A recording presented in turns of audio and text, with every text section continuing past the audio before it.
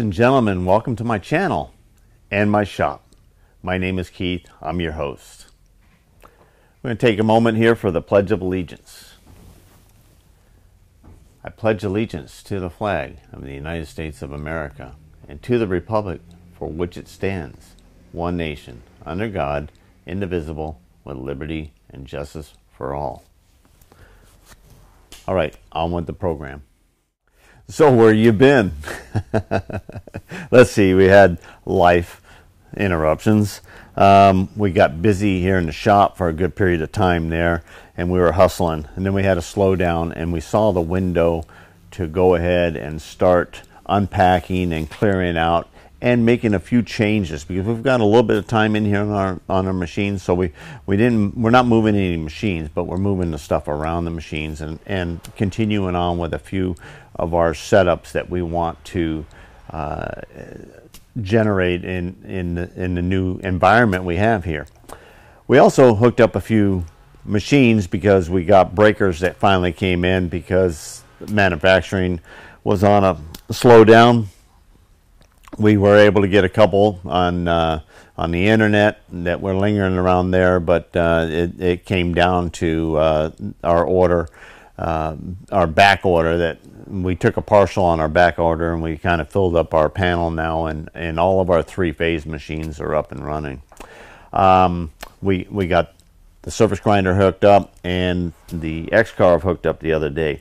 So anyway, I'm just going to go ahead and briefly go over the surface grinder and do a quickie video here of actually showing you what a gift I got out of helping out the situation over there at Zach's, helping the caretaker get rid of his machines. And I told him, of course, that if the surface grinder was still left at the end there, that I would give him $500 for the surface grinder. And I didn't see it run. I only saw it sitting there. I saw the conditions it is or was in, and I hand cranked it around. And then we did do an open inspection over at the other place. I do have the new belt to put on, and I pulled off the covers and everything else, and I saw the pulleys on there, and I figured there's a little bit of surface corrosion and stuff like that on the pulleys. Let's go ahead and run the old belt on there and let it naturally polish off those pulleys, and then we'll go ahead and we'll put the new belt on there. So anyway, I'm gonna fire it off. I do have the grinder and the vacuum functioning the way they're supposed to be functioning. I got new filters in there. I trimmed up this suction tube here, and everything I think is going to be real comfortable in here. It might be a little uncomfortable reaching in and putting this belt in this close to the wall, but I'll cross that when I'm doing that. All right, and then we want to cover a couple tips on checking out your wiring on your machine before you actually hook it up.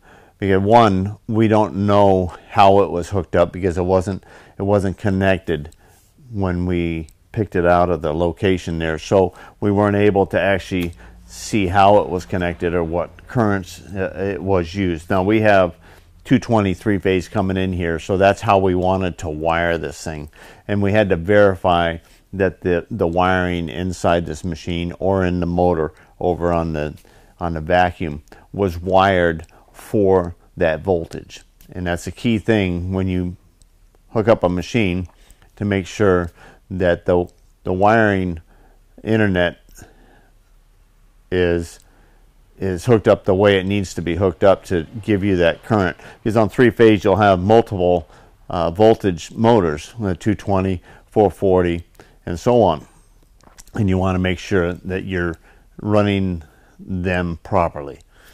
So anyway, let me fire this off and we'll get into it. Okay, we turned on our three-phase converter, and now we can hit our power here. In fact, actually, I'm going to slide this table over here.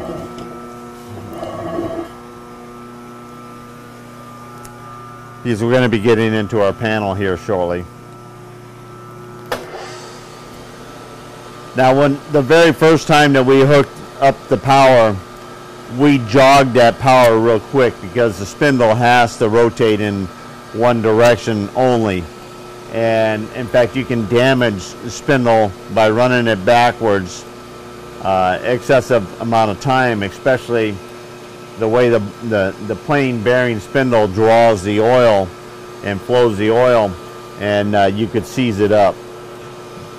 This here has got the anti-friction bearing spindle, and we're not having to worry about the lubrication with the plain bearing spindle in this machine here. Okay, so we're nice and smooth, and the spindle is running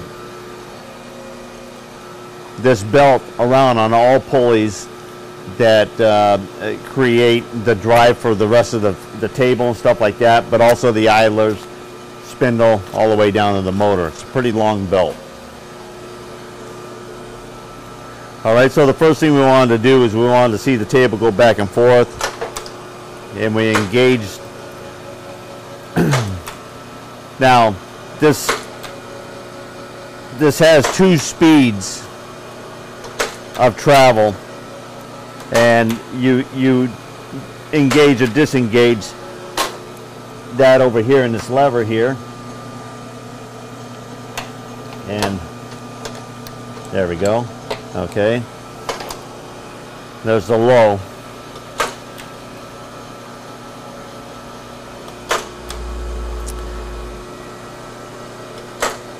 Okay, auto feed in and out is this little lever here, and you have a clutch over here, and you have 2 adjustments that control the amount of travel in and out, and the stop there as well. Alright, so we know all the functions of this table and the movements and the smoothness of everything. We can feel how unused this machine has been. It's been sitting in an environment that has kept it and preserved it, and this is the original paint job. And this Matina, for how old this machine is, I haven't actually took the serial number and dated it out yet, but I picture this era of the 2L surface grinder right around World War II. The vacuum is a plus, especially with this machine in here with the rest of my machinery. And adjusting this to your work is going to be key. You have this back stop here for catching debris as well, but this vacuum will actually suck the dust out of here more efficient if it's adjusted to your work on a regular basis. And to have these things set up right here and close, and plenty of ventilation there, the clean off trough right here. Okay, the main importance was when I got the machine, it says this machine wired for 440 volts, 3-phase, 60 cycles, control voltage 110 volts, full load amperage 3, wiring diagram. So there's the wiring diagram right there, but they have down here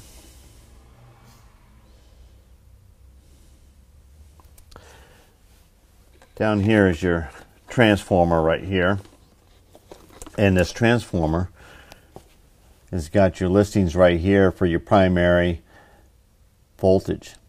All right, and I'm running 220 right here. So they have anywhere from 550, 440, 440 there, 50 cycles. That's 60 cycles up there, and this is all 50 cycles down here. But we're 220, 60 cycles. All right, so lines on and connect. And these letters signify the wires themselves, and the wires are connected to the transformer, and the letters are right on here. Like this is X2, and this is H1,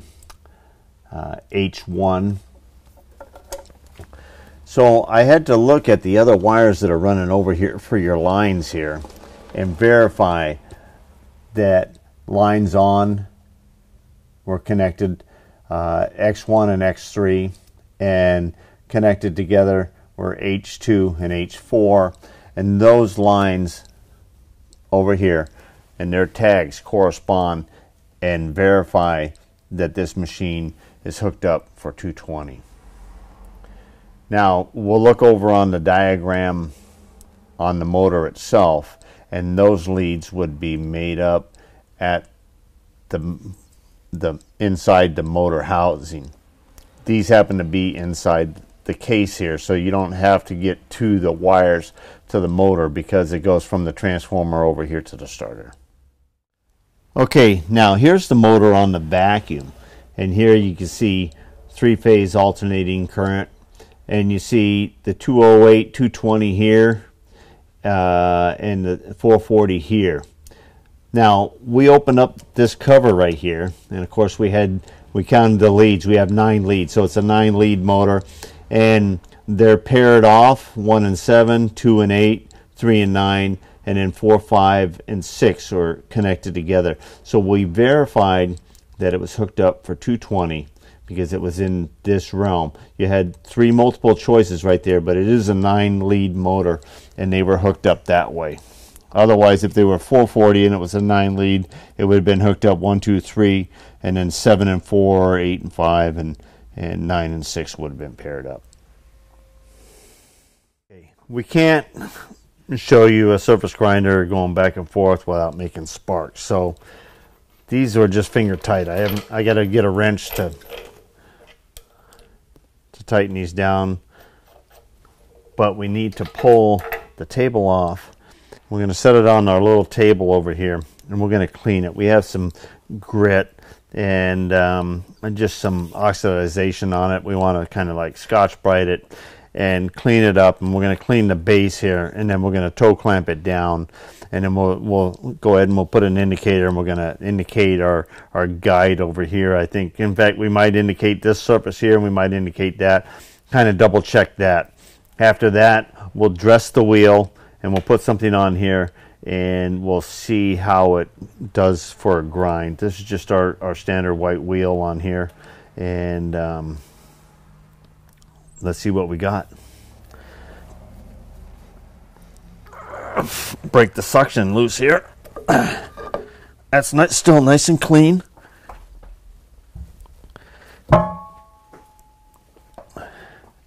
Very nice and clean there still. Light coat of oil, and that's what we want to put on, another light coat of oil underneath when we set that back on. But we're going to go ahead and we'll clean it. We know we have some debris here and there. We want to make sure it's really clean. Okay, we're just taking a stone and light oil and went over the bottom of this. We didn't really find anything, but we just, you can tell when you have anything that might be high. If this had ever been dropped or whatever, you would have a little plunge or a little blemish. You would be able to tell. Right here is an oil plug, and while we have it upside down and off, and we'll wipe that. I think that's, I'm not sure if it's magnetic. No. Okay. Thought it might be just to catch some debris, but it's not really a crankcase or anything else. And we're going to put whey oil in there, and that's what we have in here.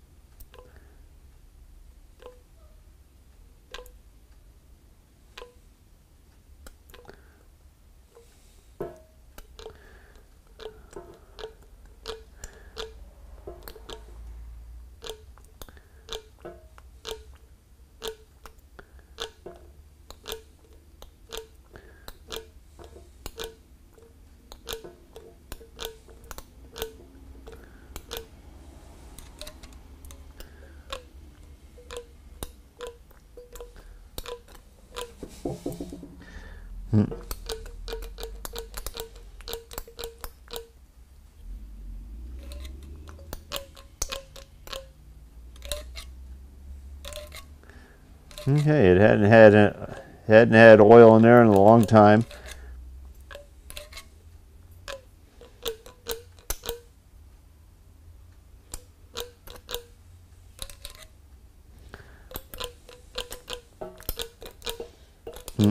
We just jiggled the table and it went down. Okay, I think we pretty well got that topped off now.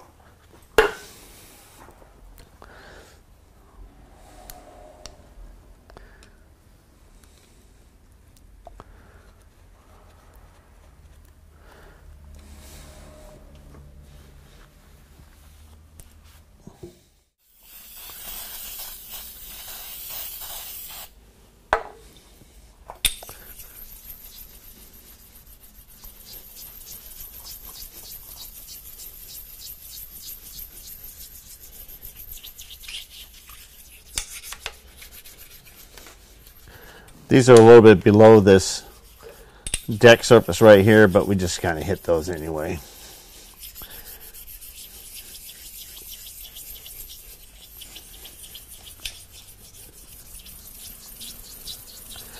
Nothing really shows us that anything is up here. We're just kind of like just working on the cleaning up the surface itself, some of the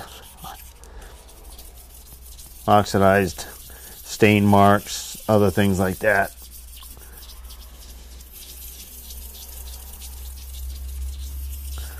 Okay.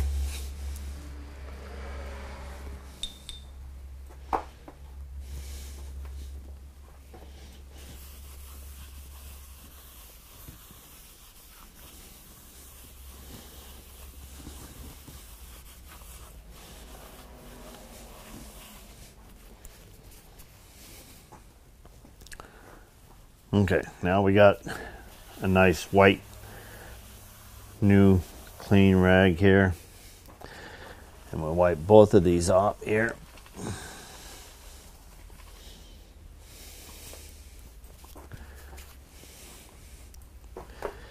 See if we got any more oil in it. Oh yeah, okay. We're just gonna put a light oil coat right down on here.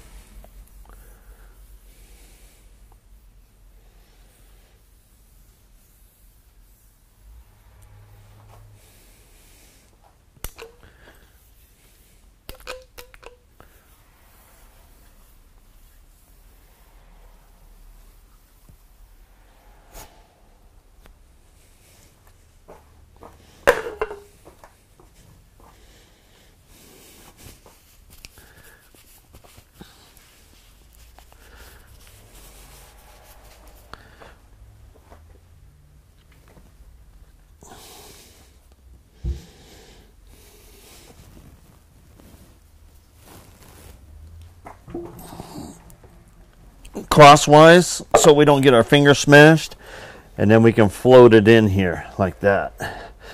Now we know that we don't have any grit or anything else. Things are gliding real smooth right there. Okay, now we can eyeball this center this way and look at how it's sitting front and back.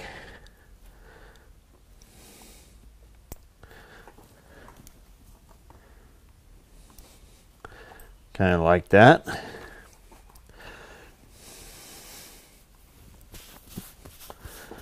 Okay, now we can bring our clamps in here.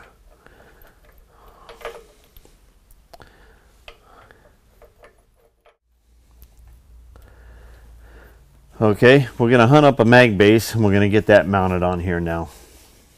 See this face right here? There's a little bit of rust on there, but that's a machine face right there. And then this curve is kind of good. Not that this V is going to mount much on there, but there's enough of that face that's going to hit this flat. So we're going to set our mag base up here. And we make sure that it's fine, okay? And we're taking the indicator and we're going to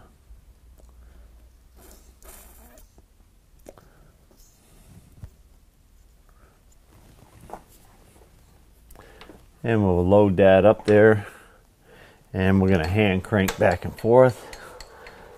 and it looks like 5/1000ths. Majority of it. There's 0. Okay.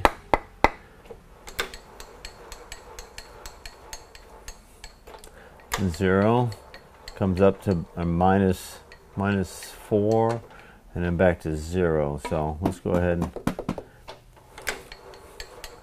it does have a little bit of a minus in there, but hey, for the majority right to about right there, it's 0. Okay, and then this kind of does a little waviness down here. All right, so we're going to go ahead, we're going to snug her down right there.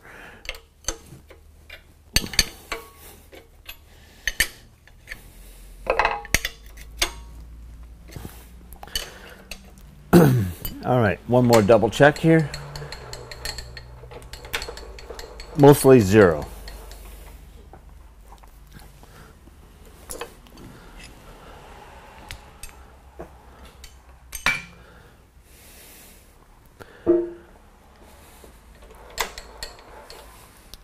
All right, now we're gonna go hunt up our diamond nib. We have it somewhere. We actually have quite a few of them, but I actually have one that has a flat base that we can put right down on here. Of course, we can't find our nib holder, so we're gonna make do, and we're gonna use our V blocks here. And what we're doing here is, you can see that there was a high spot there and there, some kind of a nick or burr, but you're just making sure that we have good flat surfaces, because that's the key to holding things solid on this mag base. And of course, this may need a dress grind also, and we can do that at some time, but we don't have to right now. All right, but we're going to take the stone to the top of this real quick.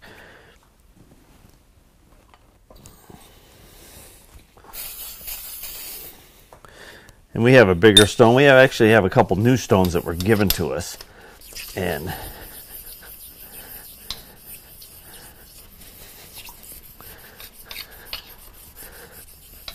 we'll bring them out and play with them a little bit more now that we have something to really use them on. All right, that's a little cleaner. Okay, so let's put our vise down here. We'll lock that on there. Okay, it's not going anywhere. Now we can take one of our nibs, and a nib is just an industrial diamond. Most of you know this, but I'm kind of going through and I'm having a conversation with myself here, because there are some people that don't know. Okay, I'm putting it in this direction here so that the pressure is going back against the V, and I'm not going to make it stick way up. I'm going to kind of keep it down there. Everything, I mean, it's still, this is up higher than your clamp and everything else. All right, we're going to go get ourselves a little Allen wrench or something to tighten that up. Okay, we just need to stick it through the hole there. All right. There we go. The nib is tightened and secure. All right. Now the wheel rotates in this direction, so it shoots that way there. So that's why the shield's here. That's why the vacuum's on this side and everything else. Well, also the force is put that way. And we want this to be just like on the lathe there. You're going to cut below center on the outside of something, so you want to be behind center. Would be the same thing as being below center as far as rotation against bit. All right, so that's the best way to look at it. And one thing that's nice about a diamond nib is it doesn't have a rake or a clearance behind it or whatever other than air around the top of it. So you don't want to be way up here because you don't want to grind in on the face of this thing here, but you want to be somewhat close here so that you know you're making just contact on the diamond nib. The diamond bit in there itself rather than touching the steel around it. And also too, you grind enough of that steel away and your diamond's going to come loose from your piece of steel. All right, we're just coming down and getting it close.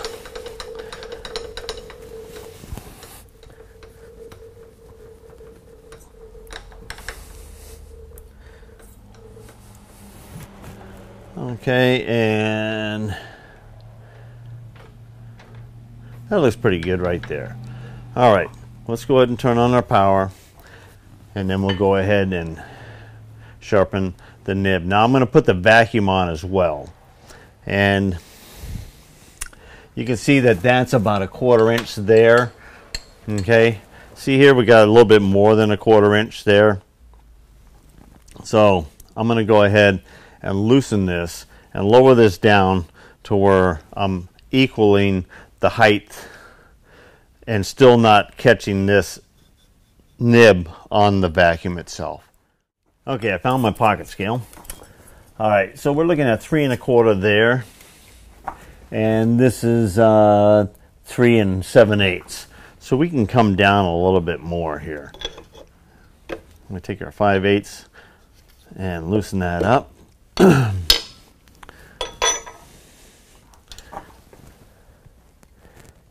And that's 3, what we say, 3, I forgot what we said, 3 1/4. Okay, right now we're like 3 3/16, so we need to come up just a bit.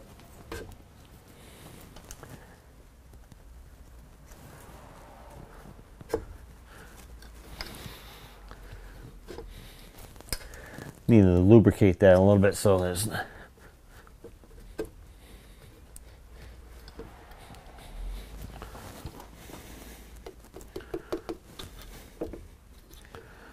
Okay, let's check that. Okay, there's 3 and there's 1/8 of an inch higher, so we can guarantee that we're not going to be anything that the wheel's touching. This is going to be above it as well.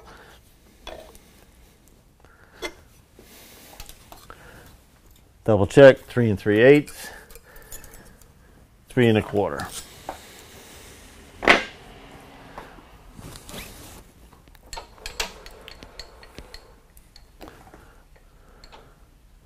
My eyeball, we're definitely behind there.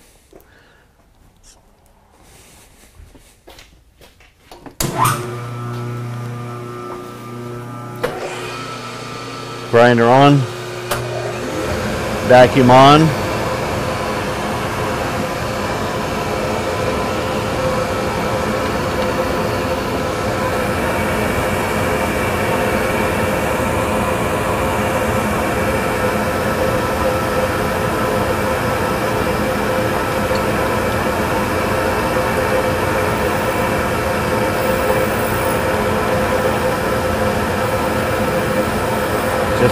Just starting to hit it now. You can see the little white froth on there.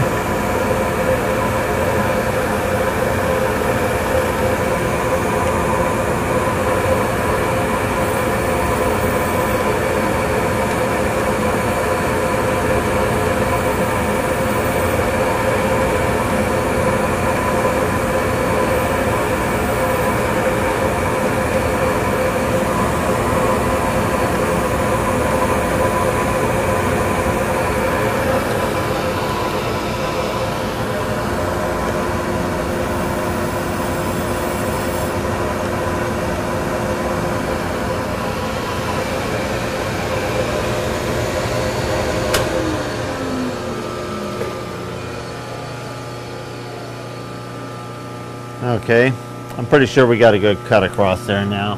Nice dress.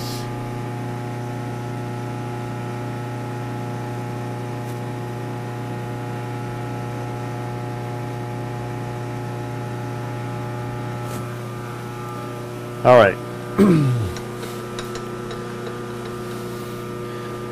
Remove our diamond nib. Wipe our table clear.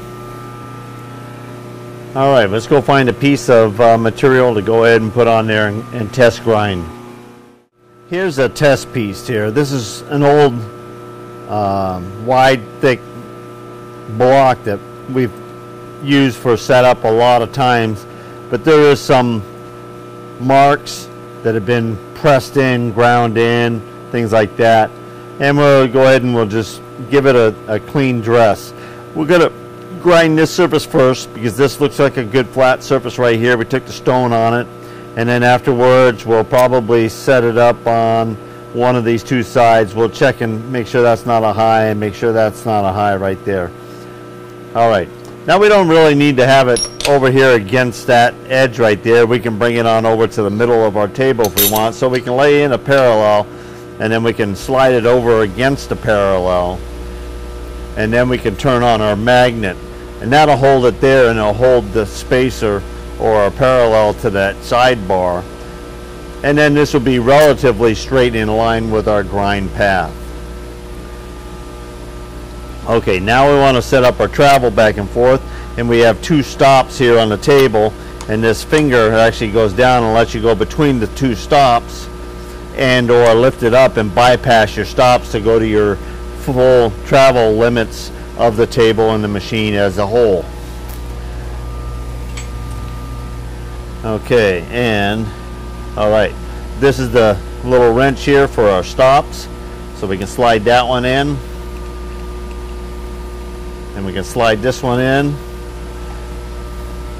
Now I'm going to come down a little bit just to see, watch the wheel a little closer to the part here before we fire it up. And then we'll double check it for our path back and forth. Okay, now that's back past it. We're going to bring this one in here, and we'll set that one square with it. We forgot where, or the tripping, whether you set them with this lever square or not. It's been a while since I've done this. Okay, we move this one over here, and that's past the wheel there. We set that one square with the finger there.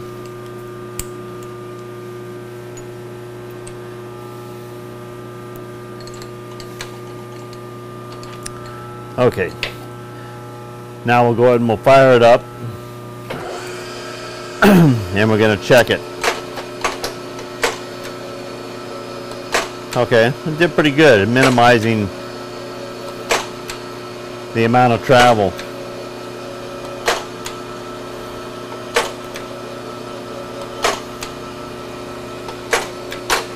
Okay, now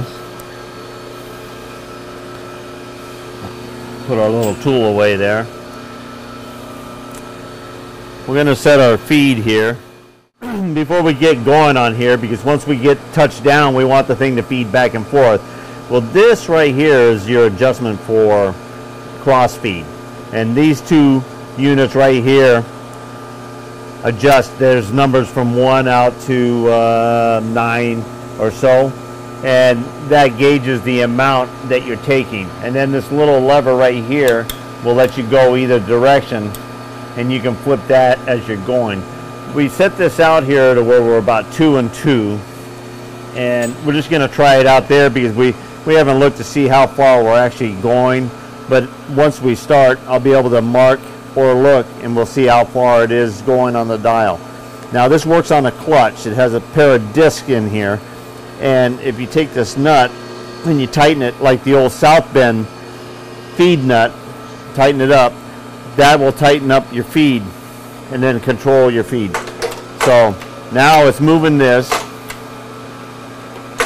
and it goes back and forth. And then as soon as you flip the lever here, okay, so that's about 5.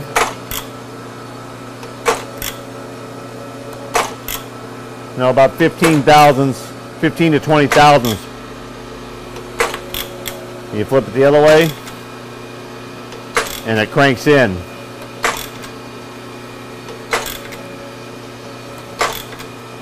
All right. Now, if we're going to hog off a little bit, we're probably going to want it to travel a little bit farther than that.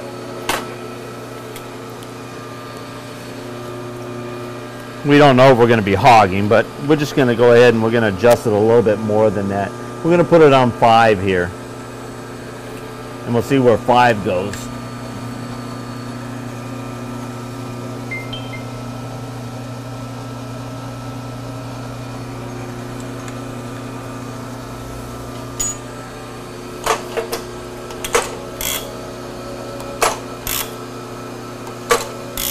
Okay, it's almost 50 thousandths. Yep. There's no, that's not, 5 doesn't mean 50,000. 5 just means that it engaged it, and that's the amount of travel it's going. So it's not like 4 is 40 and 10, you know, it's not like that. So it might be close, but it doesn't, I'm not going to take that as a 100% meaning that, okay? But that's a pretty good amount to go back and forth, touching off and hogging it.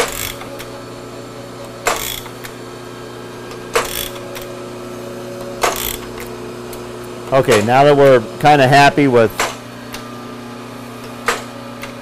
having some kind of a feed, we're going to go ahead and come down and touch this.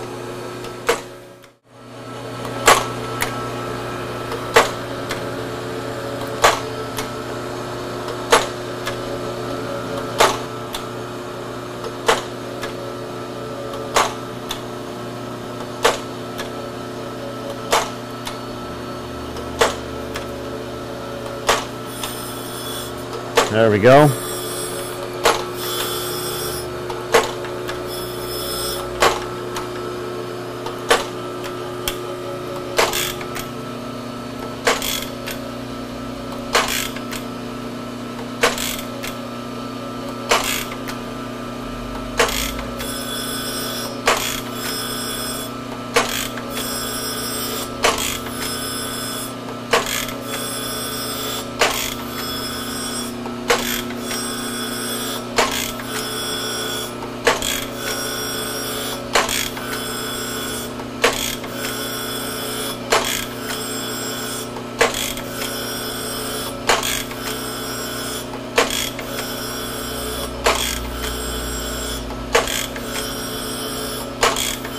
It's probably been 25 years since I've had a surface grinder and played with one.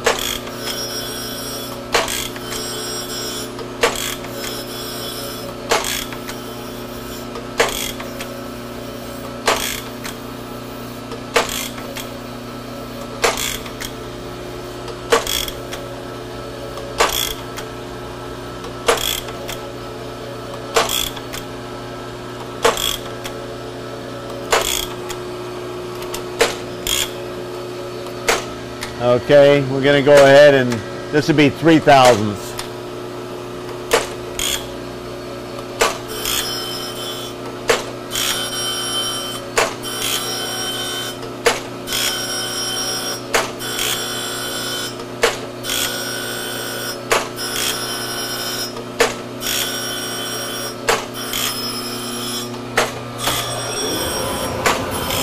Hey, that's a little better, huh? You can see the difference of what that thing is actually sucking in after we threw a little bit of this grit out there on the table.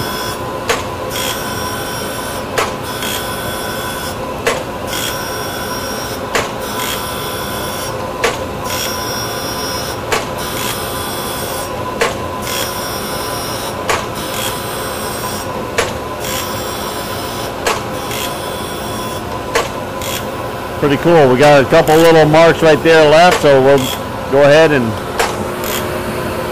we'll take another 3 when this finishes sparking off the part there. Okay. Here we go.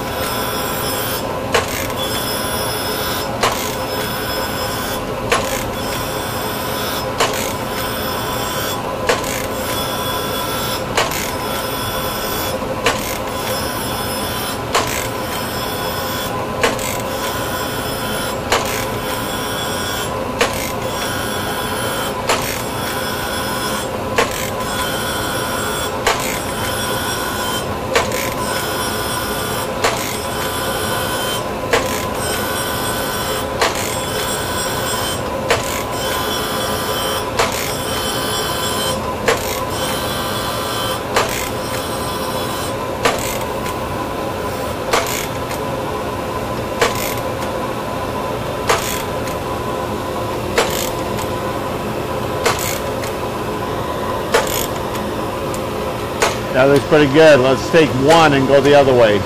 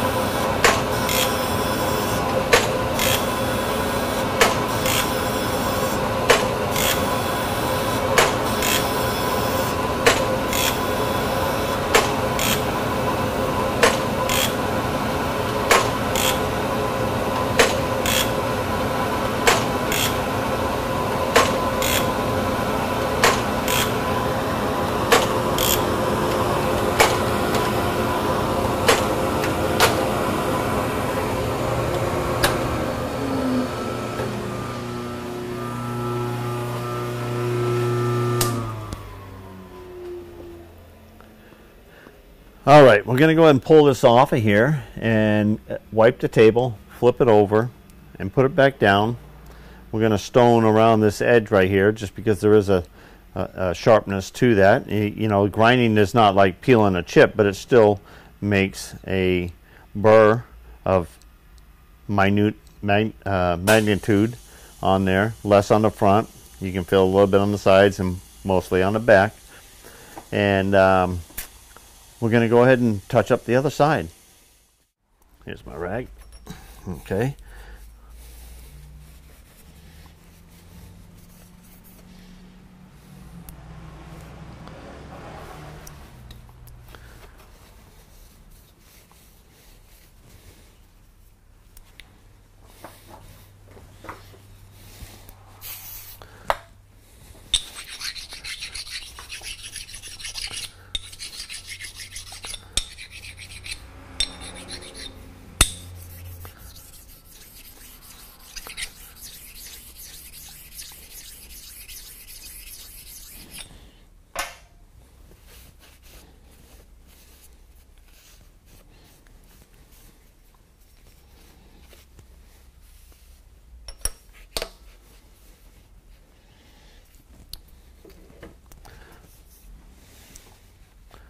Okay, now theoretically we should be able to, and we're going to do this by hand, and that is we didn't change parts, we just flipped it over, so the part should be the same thickness on this side from the table up as it was from the other side of the table on up, right?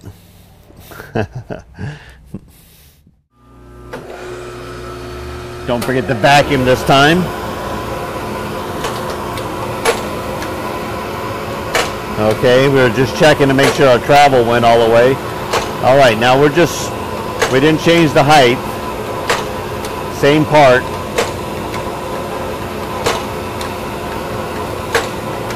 Okay, let's go ahead and we're going to take 3.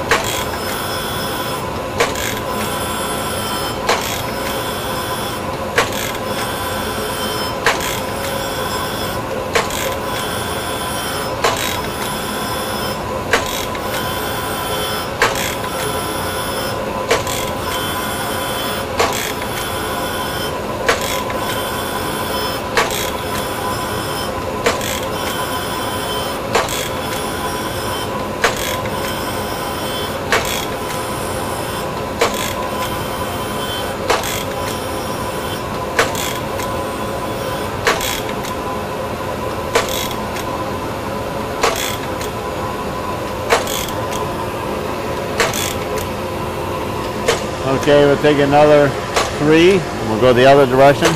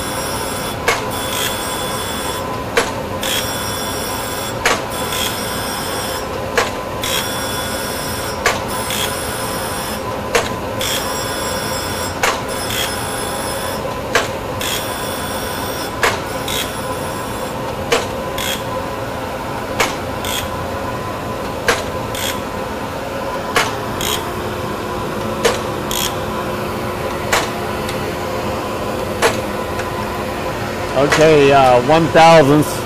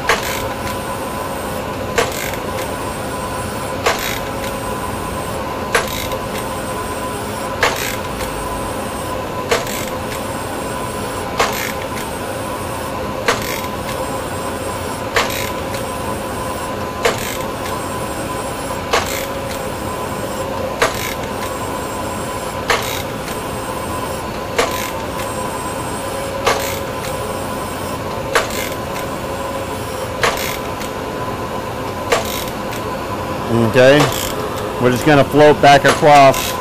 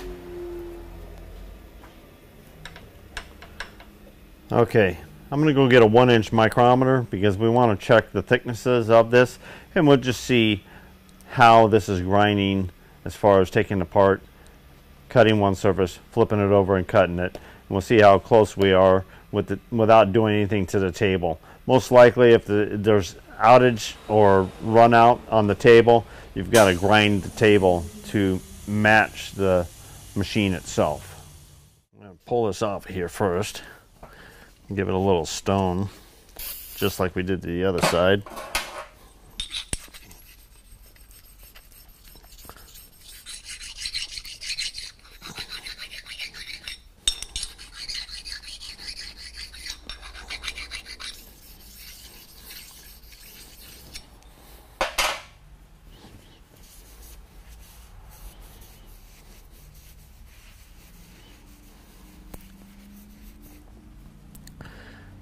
All right, let's see what we got here. We're going to go from end to end first.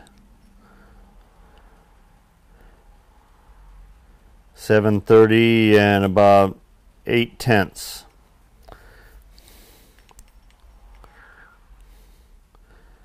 7/30 and 5/10. 7/30, 8/10 on that side. 7/30, 5/10.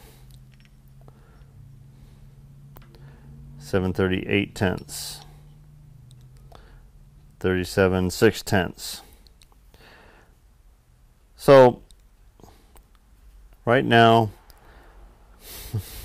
I'm a pretty happy camper. Okay, we haven't even dressed this. We picked this machine up for 500 bucks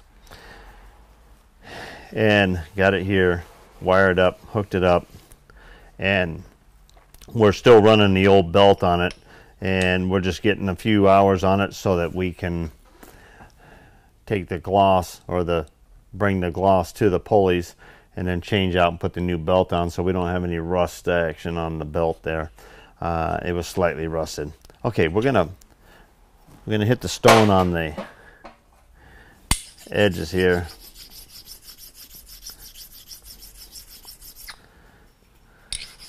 See which one has the best feel to it, and we're gonna pick it for the first mounting.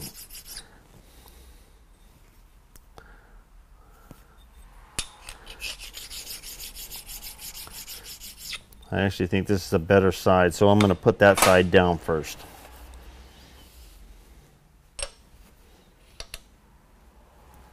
Lock the table, crank the head up.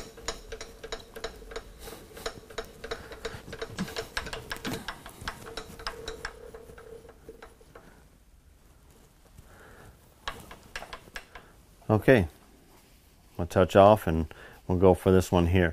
Now we know that we are wearing slightly on our wheel. We're kind of paying attention to where the sparks were shooting out from there. And we don't know if we're going to have to redress that or when we're going to have to redress that. You always have to redress your wheels. All right, here we go. See, you get to see that there's about 1/8 of an inch in the center of that wheel. That wheel's a 1/2 inch wide, so there's 1/8 of an inch that's still original diameter or pretty close to it. So you can see right there we bypassed.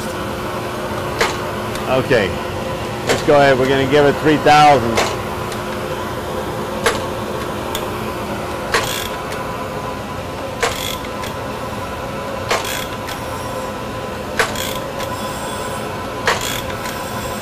That's about the amount of wear.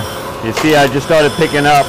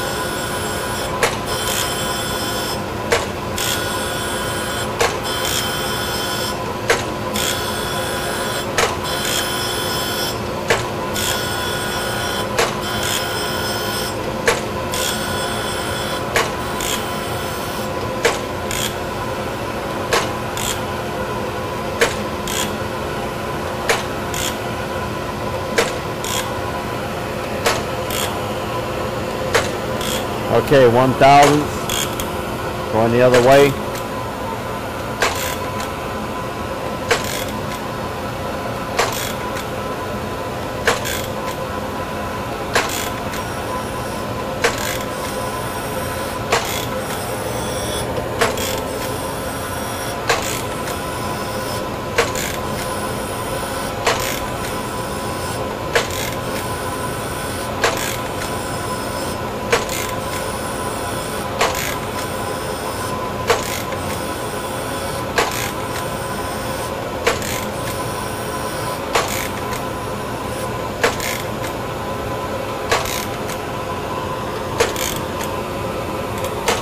Okay, we're just going to spring back the other direction.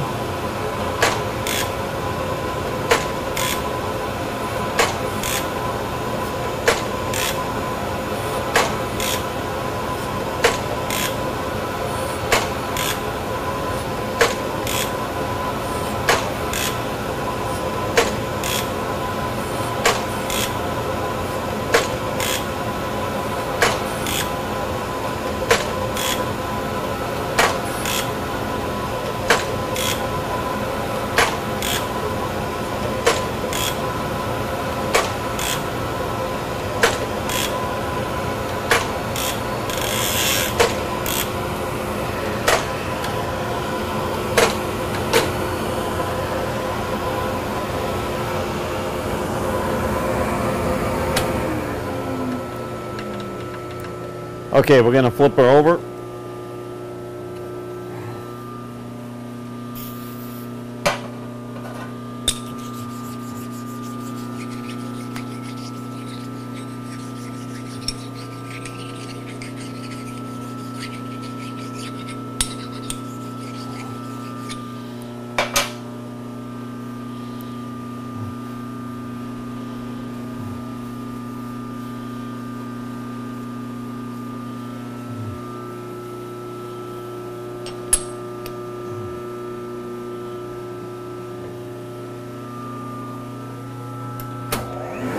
Here we go.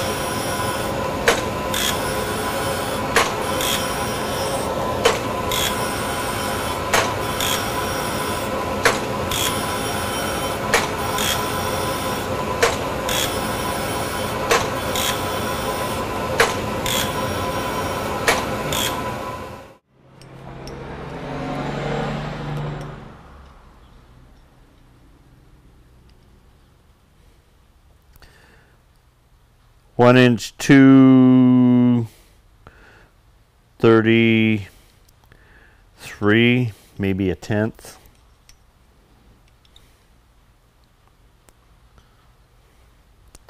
One inch 233 and maybe a tenth and a half, maybe 2/10. We're not mounted to the floor. We're not 100% leveled out. We're running the old belt We haven't faced this off. Pretty unbelievable. Okay, so we have a lot of refreshing and a lot of new learning on what we can do with our surface grinder, and we'll be bringing you along as we go. Until the next time, get it done.